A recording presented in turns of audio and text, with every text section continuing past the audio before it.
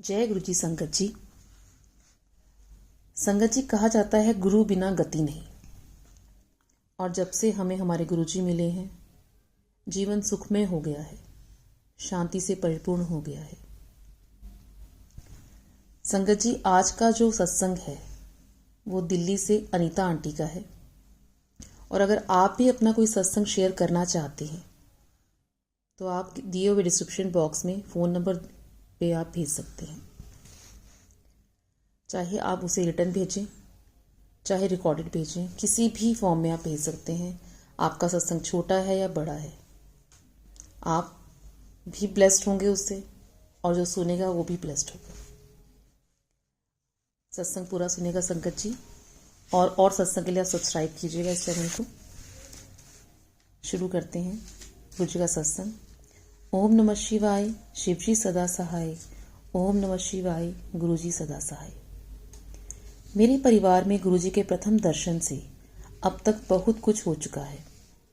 उससे पहले मेरे जीवन में अभूतपूर्व अशांति थी। मेरे पिता अचेतनावस्था में 1.5 मास से चिकित्सालय में थे। स्वयं चिकित्सक होने के कारण मुझे जो समस्याएं उत्पन्न हो सकती थी उनका आभास था, अतः मैं कभी उनके पास से उठने का साहस नहीं जुटा पाती थी। एक दिन मैं इतनी निराश और निरुत्साहित हो गई कि जीवन से और जूझने की शक्ति मानो गवा बैठी। सब कुछ उलट पुलट लग रहा था। आर्थिक स्थिति डावाडोल थी और पिता को प्रति मिनट जीवित रखने की चेष्टा अधिक कठिन लग रही थी। मेरी बहन और भाई भी सब प्रयास कर रहे थे। कोई भी प्रयत्न सफल नहीं हो रहा था। मैं पूरी तरह से निराश हो गई थी। आंसू रोके हुए मैं सोच रही थी कि प्रभु क्यों नहीं आकर मेरे परिवार और हम सबकी सहायता करते हैं। मैंने उनमें सदा हृदय से विश्वास और प्रेम किया था, फिर क्यों वो हमारी पुकार नहीं सुनते हैं। मेरे लिए किसी ऐसे व्यक्ति से मिलना नितांत आवश्यक था जो मेरे बिना कुछ कहे मेरे समस्त दुख समझ सके, जो हमें अपने आश्रय में ले, जो मुझे इतनी शक्ति दे सके कि मैं वास्तविकता का सामना कर सकूं और जब भी मैं कठिनाई में हूं तो मुझे वहां से निकाल सके। जय गुरु जी। एक रात मैं सो नहीं पा रही थी। प्रातः 3 बजे के आसपास मेरे भाई शिव ने अचानक कमरे में प्रवेश किया और हमें कुछ प्रसाद दिया।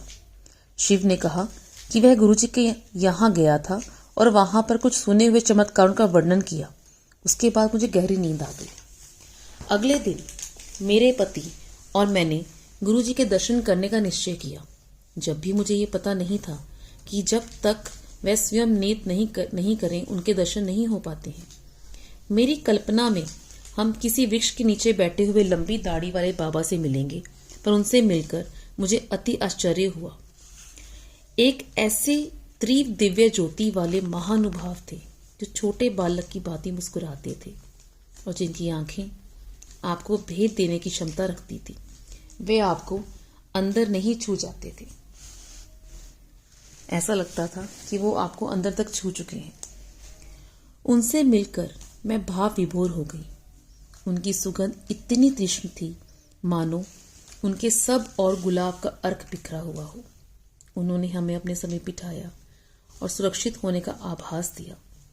किसी अज्ञात कारण से उसी समय में मेरा पूरा मानसिक तनाव समाप्त हो गया। उन्होंने ये सांत्वना दी कि सब ठीक हो जाएगा।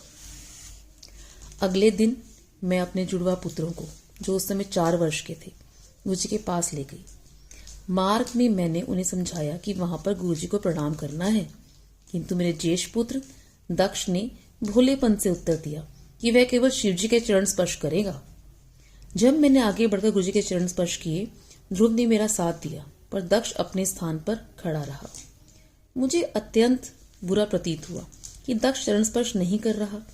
अचानक मैं क्या देखती हूँ कि दक्ष ने गुरुजी के पास जाकर उनके चरण कमलों को स्पर्श किया। बाद में मैंने उसे चिढ़ाते हुए पूछा कि उसने चरण स्पर्श क्यों किए। उसने अपने भोलेपन से उत्तर दिया कि उसने तो शिवजी के चरणों को स्पर्श किया था। इस प्रकार सबको परोक्ष में रखते हुए गुरुजी ने दक्ष को अपने वास्तविकता दर्शन करा दिए थे। उसके पश्चात क्रमशः परिस्थितियां सुधरने लगी। गुरुजी के आशीष से मेरे पिता के उपचार के लिए सहायता हर दिशा से आई। मेरे पति को भी वो अपना मनपसंद कार्य मिल गया। शुक्राना गुरुजी, शुक्राना, लख लख शुक्राना। जय गुरु जी, जय गुरु जी, जय गुरु जी। साथ संगत जी, अगर मुझसे कोई भी भूल चूक हो गई हो इस सत्संग को शेयर करने में तो मुझे माफ़ कीजिएगा। गुरु जी मुझे माफ़ कीजिएगा। और भी सत्संग सुनने के लिए चैनल को सब्सक्राइब कीजिए। जय गुरु जी संगत जी।